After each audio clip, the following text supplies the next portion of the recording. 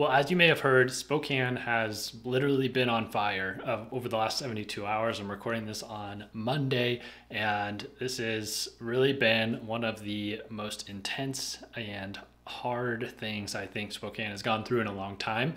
And so I just wanted to talk about it and really answer the question for you guys that are looking to potentially move to Spokane. Is it still worth it to move here with the fire season the way it is? So let's get into this video. If you have not heard the news, unfortunately, there's been two really large wildfires burning to the southwest of Spokane and to the north. So the Gray Fire is burning in Medical Lake, outside of Medical Lake right now, which is a small community just southwest on I-90. And then we have one north of Spokane called the Oregon Fire. And both of these fires are over 10,000 acres right now. So a total of about 20,000 acres burning within a 40-mile radius of Spokane. Our air quality index got over 500 for a minute there, which, like, on your iPhone it only goes up to 500, and I think we were at 511. And so incredibly unhealthy air. It was just like a thick fog out there. They had to shut down portions of the interstate because you could not see more than a few cars ahead of you. And there's been ash coming down, like raining on cars, nothing like Mount St. Helens exploding, but definitely I was outside on Saturday morning, and you're just standing there and you just see white flakes falling from the sky. So the biggest thing is that, yes, it's impacting the community and health risk and all of those things, but really the Gray's Fire and the Oregon Fire have been massively destructive to thousands of people in the Spokane area, displacing them because it's burned over 300 structures, including many residential homes. I checked in on a client in Medical Lake. They weren't actually a client of mine. They had just purchased the listing that I sold last year, and I just happened to have their phone number, and I checked in, and their house is completely gone. And so it was very close to home to have been in a house that is completely gone. And I can't imagine what these people are going through, staying in hotels, trying to find accommodations. A lot of these people are living on properties that are 5+ acres, and so they have livestock and many animals, and so it's very difficult to find accommodations because like this couple, they have 3 dogs, and so it's just like impossible to find somewhere to stay.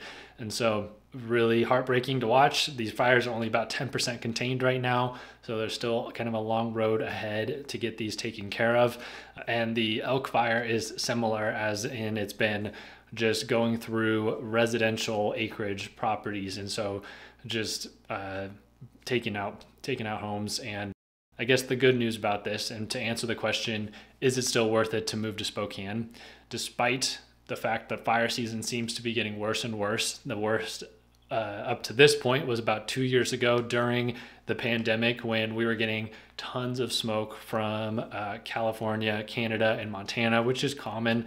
We've always gotten a little bit of smoke from those places, but 2 years ago during the pandemic, it was like Armageddon. We were getting filled with smoke, and there weren't really any fires going on in Washington state that were of note, but we couldn't go outside because the air quality index was so bad. And so this is the first time that I remember in my lifetime, and as many have reported in the news, that have been interviewed, this is the most extreme fire that we can recall of any time in my 27 years of existence, and many in their 40 to 50, 60 years of existence around Spokane.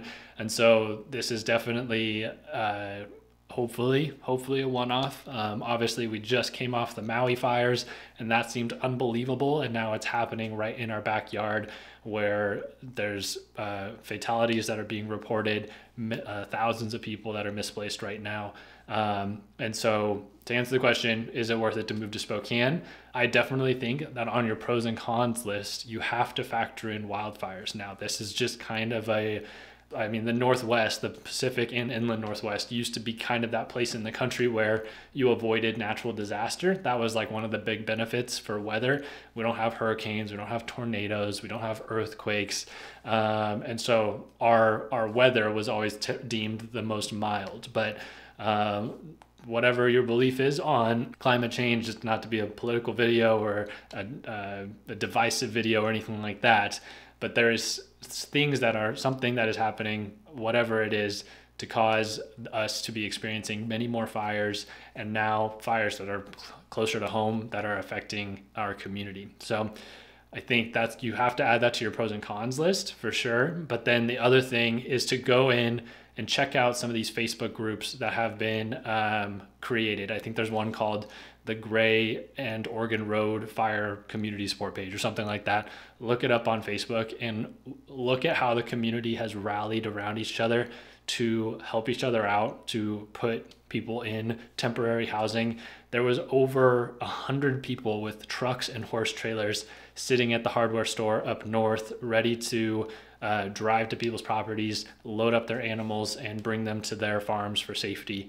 So I think that's been the coolest part to watch, is seeing all the people come together for donating items, small businesses giving out free food, small restaurants giving out free food to first responders and those that have been displaced, to give them a meal. And so I think that in terms of your pros list, because I get asked this a lot, like, what is the community like in Spokane? Like, am I going to make a community or have friends? This is like one of the coolest things to watch, is all these people coming together. So anyway, so I'm going to keep this video short. It was just a little tiny pros and cons list of Spokane. Yeah, there's probably going to be fires going forward, and that's something that you have to factor in. But even though we're a population of roughly 500,000 people, we can come together and feel like we're neighbors and make a huge impact on the community together. So I hope this was helpful at all. Sorry, it was a little bit of a downer. If you don't know who I am at all, I'm Haydn Halsted, as usual. If you are moving to the Spokane area, or you want to talk more about this, anything to do with real estate, you can use the link down in the description to schedule a meeting on my calendar at a time that's convenient for you. Thanks so much for watching this one. Prayers to everybody that's being affected right now, and we'll see you in the next video.